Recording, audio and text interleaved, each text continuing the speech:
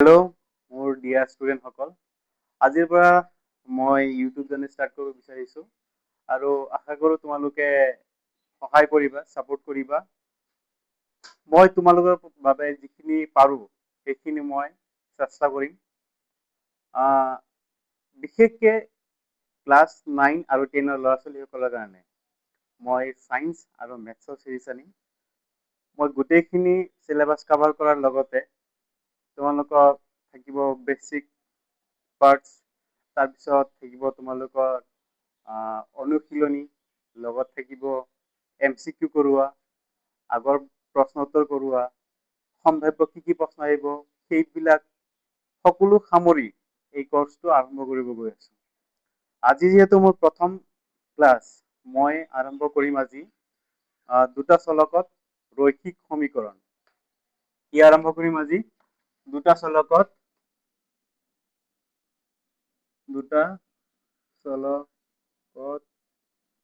ৰৈখিক সমীকৰণ। আচ্ছা, প্ৰথমতে আমি বুজো আহক যে এই যিটো চেপ্টাৰটোৰ নাম, এই চেপ্টাৰটোৰ নামৰ আঁৰত লুকাই আছে এই চেপ্টাৰটো কি পঢ়িবলৈ গৈ আছো আমি। হা, প্ৰথম হৈছে কি? চলক। কি? চলক আৰু সমীকৰণ চাই আছো। চাওক, চলক মানে কি? আমি বীজগণিতত যেনেকে 2x 5y minus 7/2t, ইয়াত চাওক x বা y বা t এইবিলাকৰ কোনো নিৰ্দিষ্ট মান নাই। এতিয়া যদি x ৰ মান 1 বহাও, এই পদটোৰ মান কিমান হ'ব? 2। যদি 2 বহাও, কি মান হ'ব? 4 হ'ব। গতিকে এই পদটোৰ কি নিৰ্দিষ্ট মান আছে জানো? নাই। কিন্তু কাৰ ওপৰত নিৰ্ভৰ কৰি আছে? এই বস্তুটোৰ, এইটোৰ ওপৰত নিৰ্ভৰ কৰি আছে। এইটোৰ কোনো সাংখ্যিক নিৰ্দিষ্ট মান নাই। ই চলনা কৰি থাকে, এইটো কাৰণে ইয়াক কি বুলি কয়? আমি চলক বুলি কওঁ। গতিকে বীজগণিতক আমি যিবিলাক বস্তু, যিবিলাক মানে ৰাশি যেনেকে x, y, t, z ব্যৱহাৰ কৰো, সেইবিলাক কি হ'ব? চলক হ'ব। এতিয়া কথাটো হ'ল কি, এই আৰু এটা জানি থোৱা তোমালোকৰ মানে নলেজৰ কাৰণে, x ৰ লগত যিটো পূৰণ হৈ আছে, x ৰ লগত কিমান পূৰণ হৈ আছে? 2। বা y লগত কিমান পূৰণ হৈ আছে? 5। t লগত কিমান পূৰণ হৈ আছে? -2/7, মানে -7/2। এইবিলাক সংখ্যা কি হ'ব? ধ্ৰুৱক, মানে ইয়াৰ নিৰ্দিষ্ট মান আছে। যেনেকে 2 নিৰ্দিষ্ট মান 2 হ'ব। তুমি চন্দ্ৰত ব্যৱহাৰ কৰা, পৃথিৱীত ব্যৱহাৰ কৰা, শীতকালত ব্যৱহাৰ কৰা, ইয়াৰ মান কিমান হ'ব? 2 হ'ব। তো 2, 5 এইবিলাক মানে কি সংখ্যা? ধ্ৰুৱক পদ, ধ্ৰুৱক বুলি কয়। এতিয়া আমাৰ পাঠত কি লিখা আছে? দুটা চলকত, মানে চলক কেইটা ব্যৱহাৰ হ'ব ইয়াত? এইটো চেপ্টাৰত দুটা চলক ব্যৱহাৰ হ'ব।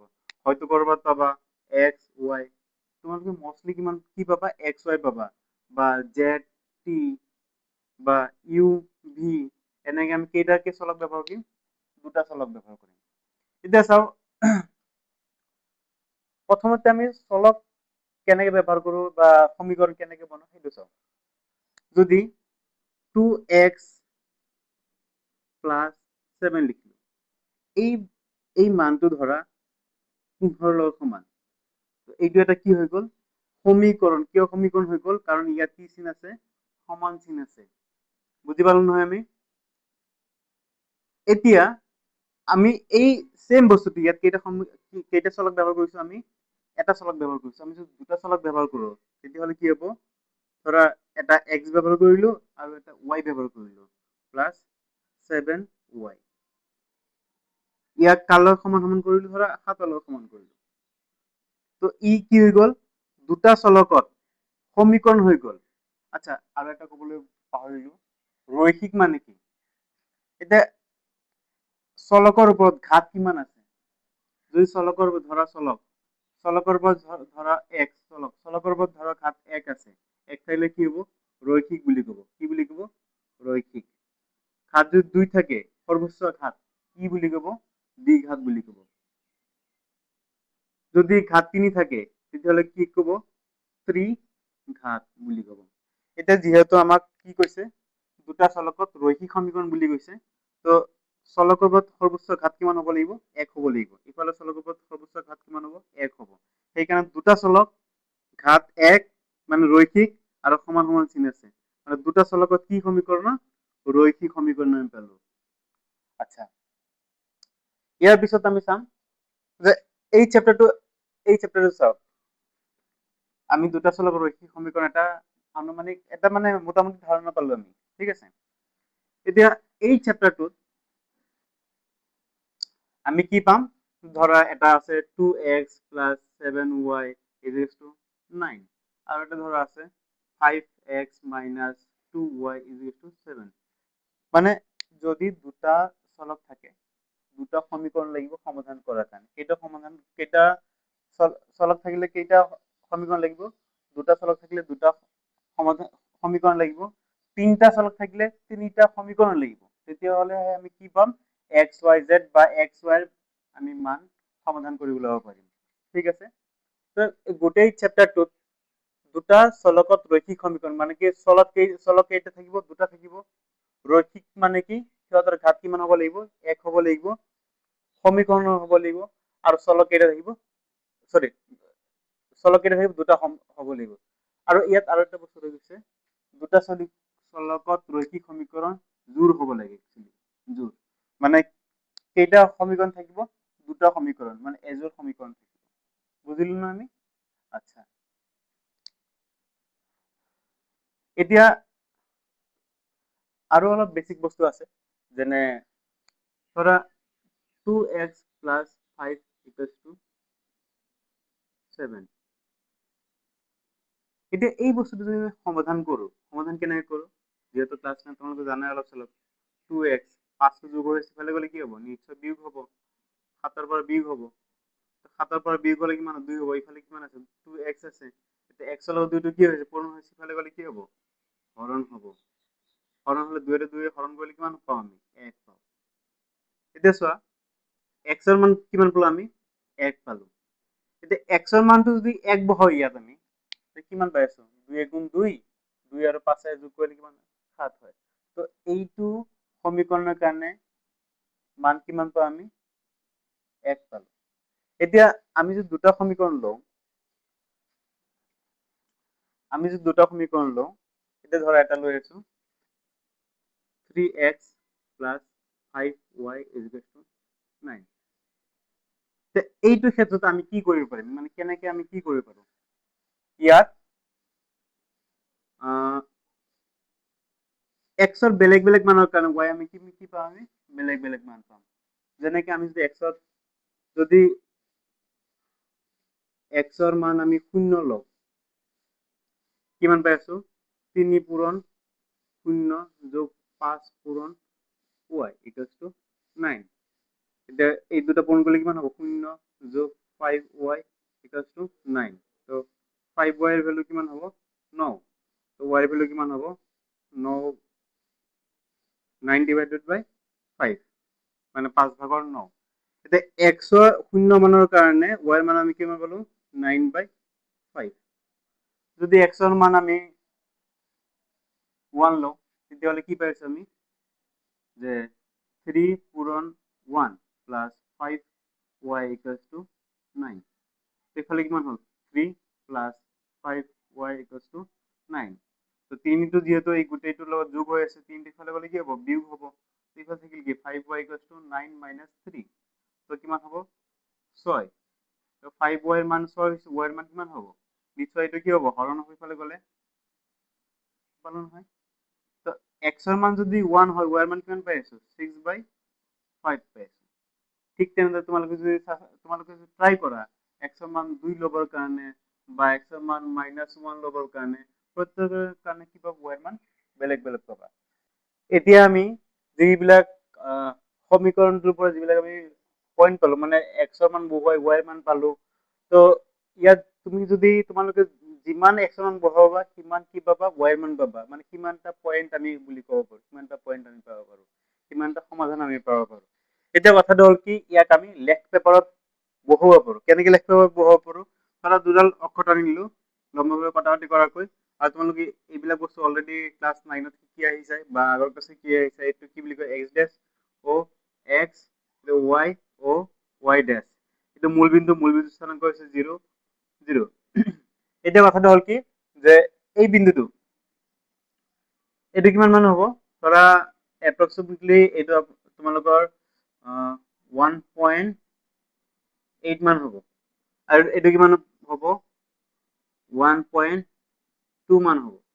এতিয়া কথাটো হ'ল কি যে ইয়াক আমি যদি বহাও, এতিয়া চোৱা এই বিন্দুটো 0 1.8, ধৰা এইবিলাক এইফালে মানে কি এক এটা নিৰ্দিষ্ট মানে কি দৈৰ্ঘ্যক এক এক হিচাপে লোৱা, 1 2 3 4 এনেকে লৈ আছো, 1 2 3 4 এনেকে, ইফালে কি -1 -2 -3 -4 -1 -2 -3 -4। এতিয়া কথাটো হ'ল কি 0 আৰু 1.8, 0 কোনফালে এক্সত 0 মানে ইফালে নহয় ইফালে নহয়, ৱাইত কি 1.8 মানে প্লাছটো ওপৰফালে যাব, এটা 1 আৰু 1.8 ধৰা প্ৰায় ইমান মান আহিব। তো কি হ'ব বিন্দুটো 0 1.8, ইয়াক নাম দিলো আমি এ। নেক্সট এটা বিন্দু কিমান আছে 1 আৰু 1.2, ধৰা 1 1.2 এইখিনি মান হ'ব, পিছত একচুৱেলি ইয়াত সৰু হৈ গ'ল, ধৰা এইটো বি পইণ্ট নাম দিলো, ইয়াৰ স্থানৰ কিমান 1 আৰু 1.2। এতিয়া এই দুটাক যদি আমি সংযোগ কৰি দিওঁ নিশ্চয় এনেকে যাব, আৰু যেটা ৰেখা পাম আমি বা লেখ পাম সেইটো হৈছে এই সমীকৰণটোৰ লেখ, অৰ্থাৎ 3x plus 5y equals to 9 লেখ। গতিকে আমি যিকোনো দুটা চলকৰ ৰৈখিক সমীকৰণৰ কাৰণে আমি কি পাম, এটা এডালকে লেখ পাম আমি। এতিয়া আহো আমি নেক্সট কনসেপ্টলৈ। নেক্সট কনসেপ্টটো মানে কি যে দ্বিঘাত দুটা চলকৰ ৰৈখিক সমীকৰণৰ এটা কি আছে প্ৰামাণিক ৰূপ আছে, এই প্ৰামাণিক ৰূপটো কি যে a x plus by plus c equals to 0, অৰ্থাৎ ইয়াত চোৱা যে x ৰ লগত কি পূৰণ হৈছে, x ৰ ধ্ৰুৱক y ধ্ৰুৱক আৰু x ৰ সহগ y সহগ আৰু এটা ধ্ৰুৱক পদ, এই গোটেইখিনি যোগ কৰি দিলো আৰু সমান কালত গলো 0 লগত সমান কৰিলো, অৰ্থাৎ ধ্ৰুৱক পদটো ইফালে লৈ আহিলো। এইটো হৈছে কি যে এটা সমীকৰণ, কি সমীকৰণ, দুটা চলকত এটা ৰৈখিক সমীকৰণ। আচ্ছা, তো নিশ্চয় ইয়াৰো এটা লেখ থাকিব। তো এতিয়া চোৱা আমি যেহেতু দুটা সমীকৰণ পঢ়ি আছো, তো দুটা সমীকৰণ কি থাকিব, দুটাকে লেখ থাকিব, এই দুটা লেখ কাটাকাটি কৰিব পাৰে, কাটাকাটি নকৰিব পাৰে, বা এটা আনটোৰ ওপৰত পৰি যাব পাৰে, মানে এনেকুৱা তিনটা কন্ডিশন হ'ব পাৰে। এটা কন্ডিশন কি কটাকাটি কৰিব,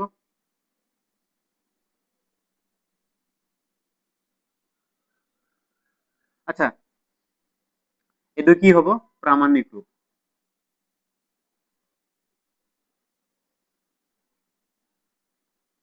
এতিয়া আমি ধৰিলো দুটা সমীকৰণ, কি সমীকৰণ, ধৰা হল দুটা ৰৈখিক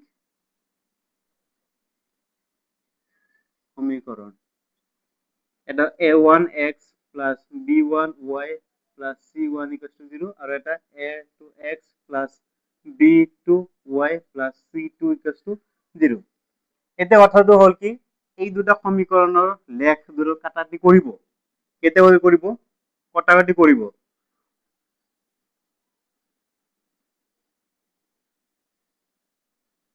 কটাকাটি কৰিব কেতিয়া কৰিব, যদিহে a1 by a2 not equal to b1 by b2, এই শর্ত যদি আহি যায় তেতিয়াহ'লে কি হ'ব, কটাকটি কৰিব, মানে এনেকে ধৰা ইয়াৰ লেখডাল এনেকুৱাকে আৰু ইয়াৰ লেখডাল এনেকুৱাকে এটা বিন্দু কি কৰিব, কটাকটি কৰিব। যদি এটা বিন্দু কটাকটি কৰে তেতিয়াহ'লে কি অদ্বিতীয় সমাধান আছে, কি আছে অদ্বিতীয় কি আছে সমাধান আছে। সেকেন্ডটো কি হ'ব, অদ্বিতীয় সমাধান আছে, আৰু কি বুলি ক'ব পাৰি ইয়াক ক'ব পাৰি আমি যে সংগত সমীকৰণ, কি সমীকৰণ, সংগত, এই দুটা সমীকৰণ কি বুলি ক'ব, সংগত সমীকৰণ, কি সমীকৰণ, সংগত সমীকৰণ। এতিয়া সেকেন্ড কন্ডিশনটো হৈছে কি যে কটাকটি নকৰে, কটাকটি কেতিয়া নকৰে, যেতিয়া a1 by a2 সমান সমান b1/b2 হ'ব, কিন্তু নট ইকুয়াল টু c1/c2 হ'ব। তেতিয়া কি নকৰে, কটাকটি নকৰে। কটাকটি নকৰা মানে কি, দুডাল লেখ কি হ'ব লাগিব, নিশ্চয় সমান্তৰাল হ'ব লাগিব। ইয়াৰ নিশ্চয় কি হ'ব লাগিব, কটাকটি নকৰা অৰ্থাৎ সমান্তৰাল হ'ব। আৰু এনে ধৰণৰ সমীকৰণক কি বুলি কয়, অসংগত সমীকৰণ। কি সমীকৰণ, অসংগত সমীকৰণ। ঠিক আছে, যে দুটা কন্ডিশন আমি পালো, যদি a1/a2 not equal to b1/b2 হয়, তেতিয়া কি বুলি ক'ব, অদ্বিতীয় সমাধান বুলি ক'ব। আৰু তাক সেই সমীকৰণ জোৰক, এই দুটা সমীকৰণ জোৰক কি হ'ব, তেতিয়া সেই কন্ডিশন মতে সংগত সমীকৰণ হ'ব। যদি কটাকটি নকৰে, কটাকটি নকৰাৰ কাৰণে চৰ্ত কি হ'ব লাগিব, a1/a2 সমান সমান b1/b2 not equal to c1/c2। আৰু এই কটাকটি নকৰে, কেতিয়া নকৰে, যদি লেখ দুডাল কি হয়, সমান্তৰাল হয়, অৰ্থাৎ সমীকৰণটো কি হ'ব, অসংগত সমীকৰণ হ'ব। আৰু ইয়াৰ কোনো কি নাই, কোনো সমাধান নাই। কি নাই, কোনো সমাধান নাই, অর্থাৎ সমাধান নাই। বুঝি পালা নহয়? এতিয়া আহক, এতিয়া আমি 3 নম্বৰ কন্ডিশন বা শৰ্ত লৈ যাও। 3 নম্বৰ শৰ্তটো হ'ব যে কেতিয়াবা কি হয় জানানে, এইডালৰ যিটো লেখ পাম আৰু এইডালৰ যিটো লেখ পাম, দুটা এটা আনটোৰ ওপৰত পৰি যাব। লেখ দুডাল পৰৰ ওপৰত মিলি যায়। তেতিয়া শর্তটো কি হ'ব, তেতিয়া হ'ব a1/a2 সমান সমান b1/b2 সমান সমান c1/c2। এইটো কন্ডিশন হলে কি হ'ব, অসীম সংখ্যক সমাধান আছে। কি আছে, অসীম সংখ্যক সমাধান আছে। হল, আৰু ইয়াক আমি কি বুলি কওঁ, সংগত হয়, কিন্তু ইয়াক কি বুলি কয়, পৰতন্ত্ৰ। কি বুলি কয়, পৰতন্ত্ৰ বুলি কয়। এতিয়া যদি কয় দুটা সমীকৰণ পৰতন্ত্ৰ, কি হ'ব, শৰ্তটো লিখা, এইটো শৰ্তটো লিখিলে হৈ গ'ল। এমসিকিউত এনেকে আহিব যে এযোৰ ৰৈখিক সমীকৰণ কেতিয়া সংগত হ'ব, এইটো লিখি দিলে হৈ গ'ল, এই কন্ডিশনটো লিখি দিলে হৈ গ'ল। মানে ইয়াৰ এইবিলাক বস্তু তোমালোক কি আহিব, এমসিকিউ আকাৰত আহিব। যদি কয় যে দুটা রৈখিক রৈখিক সমীকরণের কোনো সমাধান নাই, তেতিয়া কি হ'ব, এই শর্তটো থাকিব, হয়তো এই শর্তটো তোমালোকে টিক মাৰি দিলে হৈ যাব, এমসিকিউ যদি আহে। তো এনেদৰে আমি দুটা চলক ৰৈখিক সমীকৰণৰ বেসিক যিখিনি বস্তু, সেইখিনি বস্তু থুলমূলকে আমি কভাৰ কৰিলো। নেক্সট ক্লাছত আমি কেনেকে হেৰি অনুশীলনী অংকবিলাক সমাধান কৰিব পাৰো, সেইখিনি আমি চেষ্টা কৰিম। অনুশীলনী অংক সমাধান কৰাৰ কাৰণে তোমালোকে মোৰ লগত সহযোগ কৰিবা, কেনেকে আমি মানে কি সহজতে শিকিব পাৰো, কেনেকে তোমালোকে সহজে শিকিব পাৰা, তাৰ কাৰণে তোমালোকে কি কৰিবা, অলপ সহযোগ কৰিবা। এইখিনিতে আজি ক্লাছটো সমাপ্ত কৰিলো। ক্লাছটো ভাল লাগিলে শ্বেয়াৰ কৰি দিবা, লাইক কৰি দিবা, আৰু নিশ্চয় কমেন্ট কৰিবা কিবা যদি বুজি নোপোৱা। Thank U.